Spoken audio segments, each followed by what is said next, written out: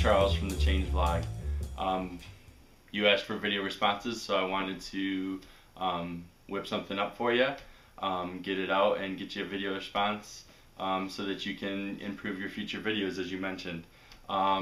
Here's some of my opinions on what you said. First off, congratulations on the activity. Like, physical fitness is one of the areas that my ChangeVlog focuses on. I've struggled in the last month. I'm not where I would have liked to have been after a month of vlogging and trying to hold myself accountable in that area. So, biking 20-something miles, running 5Ks and doing all those things, those are all things I used to be able to do. Tragedy in my life hit. I let everything slide. I made excuses for myself. So kudos to you for staying on the ball and trying to improve yourself physically. And those are huge numbers, like 20-something miles and running 5Ks. And I hope to be there with you very soon. So congratulations on focusing on your health and staying in shape. So next, talking about exhausting your faith. This is actually something I talk about with a close friend of mine all the time. Not just something about faith, but just people in general. Like, we often can't manage short-term discomfort. Many times when we make decisions, we are making decisions around the immediate uncomfortableness that we have and resolving that instead of looking past that and what it'll get us in the long term. And then we end up creating more short-term discomfort for us. It's a big domino effect. Like, by not ignoring the big picture and just worrying about the short-term discomfort, resolving that without the big picture then creates more short-term discomfort in the future, and then more and more and more, and it's this huge domino effect. And I think a lot of ways there's a group of Christians that do the same thing, and I'm guilty, and maybe all Christians do it just in different areas, or maybe it's less. I don't know the percentages, but I feel like it's there. And I have personal friends who I've talked to about this, and it's scary sometimes, and we don't know how to overcome it, and sometimes we have to rely on each other and stuff. But we don't get out of our comfort zone in the short term.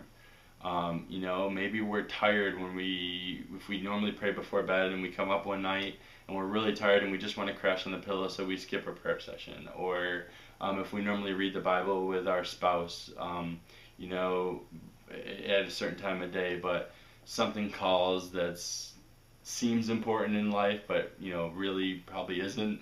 It feels uncomfortable, or it feels like an inconvenience to read the Bible then with your spouse during that time because a game's on, or because a friend came over, or whatever it is, you end up skipping that thing. And that we have to really balance what's important in our life. So the other thing is an area like tithing.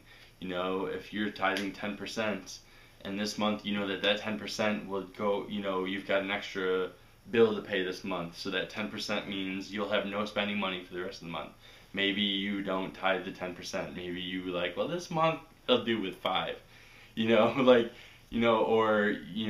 I've actually struggled with one of my goals, and I've mentioned this in my ChangeVlog, is to get to an 80-10-10. So 10% goes into my savings right away, 10% goes to the Lord right away, and then 80% is the amount I live off of. I am not there right now. I am actually one of those people who still tithe less than 10%, and it's based on my comfort level with my finances. And I'm trying so hard to take that leap of faith. And it's exactly what you said. I'm not exhausting myself in my faith by not giving the 10%.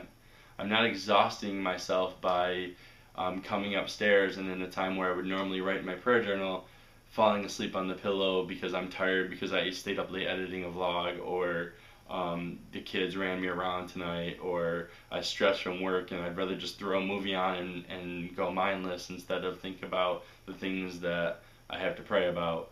So, and then I think the other thing is fellowship and all these things that we're supposed to do as Christians, and we're supposed to love our enemies, and the best thing we can do to spread the word is just love.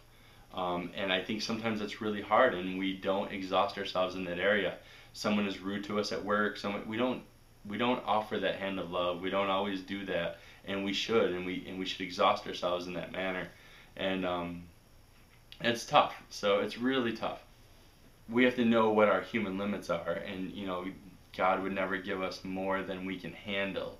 but I think at the same time our comfort levels and and the level of convenience in our society, and the luxury that we have, sometimes we're not doing all we can handle either. So I love your encouragement. I can't wait to see your video on this topic, because I do think, like me personally as a Christian, I could exhaust myself more in my spirituality. I could definitely tithe more. I could definitely love enemies and more. And I not that I have super enemies or anything like that. It's more phrase, but those who, it's easy to love the person who loves you back, but the person who you don't know, or the person who is rude to you, I could definitely do that more.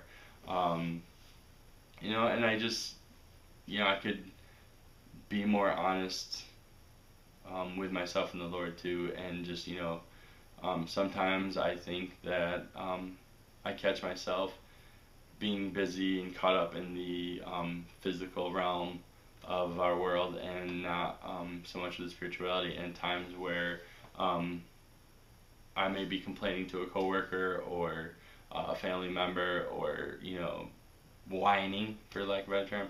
I could be praying and having an honest conversation with the Lord, and that's something that I could work on, because again, I'm not exhausting myself the way that I could be. So thank you for posing the question. I hope this helps your future video, gives you a perspective from me, single father, Christian male, go to 2 different churches, have a small group. I try to better myself in that area, but I know I'm not perfect. I know I can never be perfect. Born a sinner, but striving to be Christ-centered and live that life as Jesus would. So thank you, and hope to see you in future responses and videos. Good night for now. You'll never know, dear, how much I love you. Please don't take my areas, I guess, that have been greatly affected by all of these events over the past year, and I think that